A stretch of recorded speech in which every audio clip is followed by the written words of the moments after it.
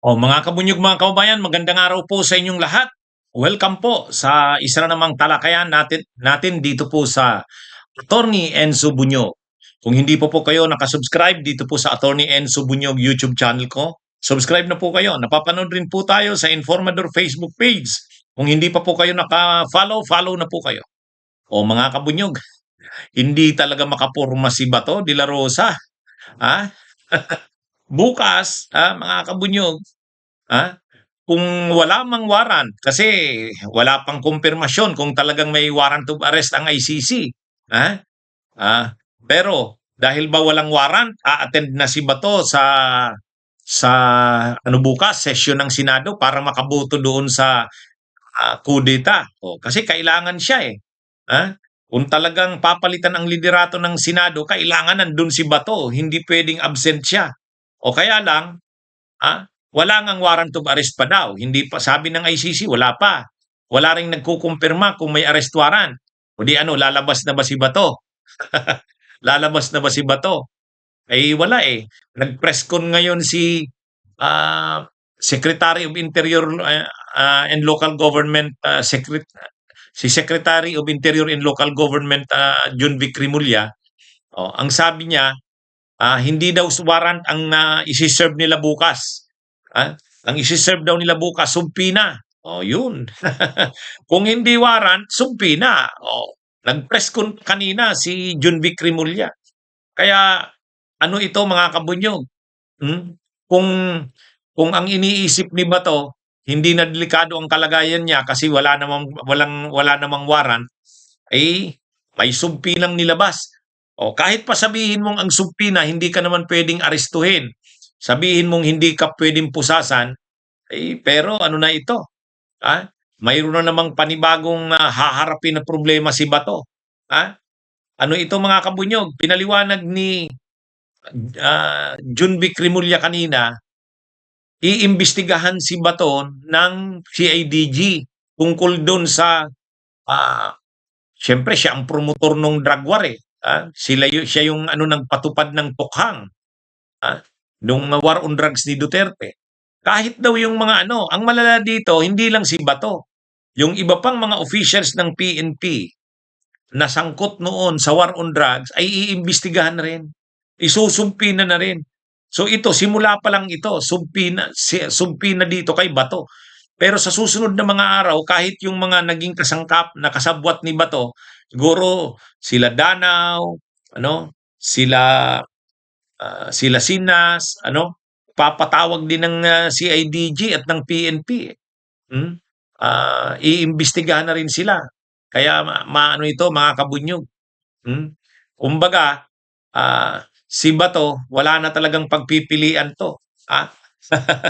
Mga kabunyog. Kung hindi man warrant ng ICC, subpi na ng CIDG. Sabihin pang hindi naman siya aarestuhin dahil subpi na lang naman yan.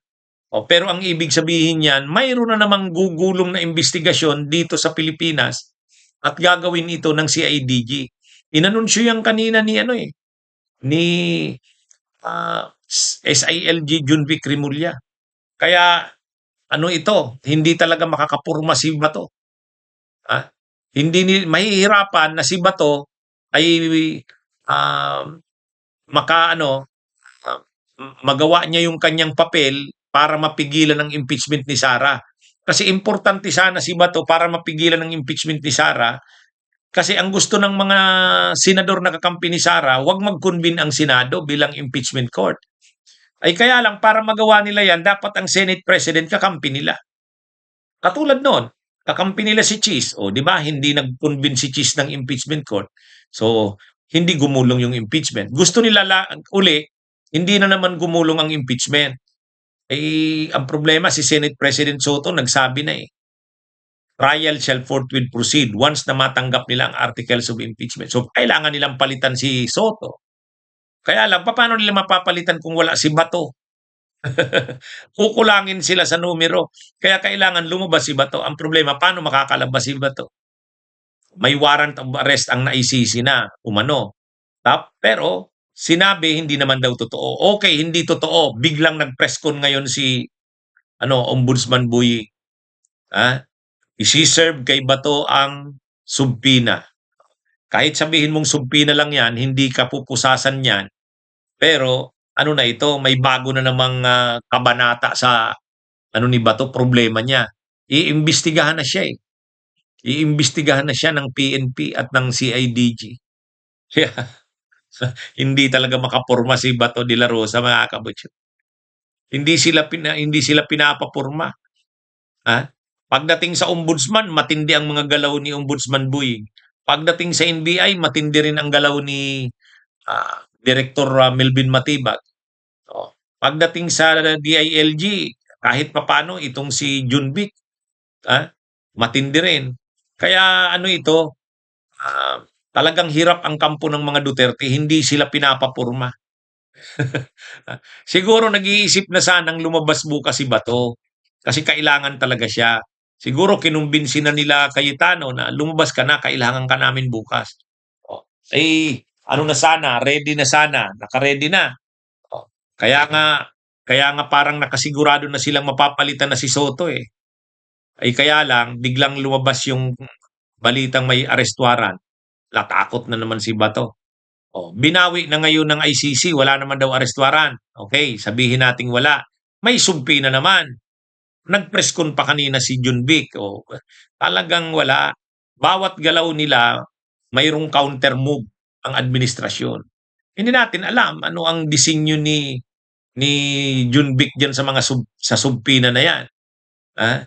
Hindi natin alam kung anong ano niya diyan. Pero ang malinaw diyan, hindi pinapabuelo si Bato. Kumbaga hindi pinapapurma. Ah, parang sa chess yan eh. Okay, may move sila. Kinounter ngayon. Mas matindi yung counter move. Counter act ito eh. ah, ano to? Nagpapakita ito, okay. Oh, syempre dahil may subpina sa'yo, imo-monitor kung nasaan siya. Pag may subpina kasi, mga kabunyog, pag may subpina, hahanapin mo kung nasaan siya para i-serve mo yung subpina. So ibig sabihin, pag pumunta sa mga residensya ni Bato ng CIDG, pwede silang maghanap kay Bato kasi isi-serve nila yung yung subpina kay Bato de la Rosa.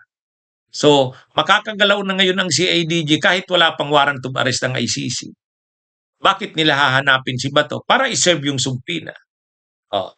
Siyempre sasabihin niyan, wala namang kaming i-violate na rights ni Senador Bato de la Rosa kasi ano naman kami, hinahanap namin siya kasi isi-serve namin tong subpina, hindi naman arrest warrant. Matindi rin Matinding teknik Nautakan sila Bato dito Okay, mga kabunyog, mga kabayan, magandang araw sa inyong lahat.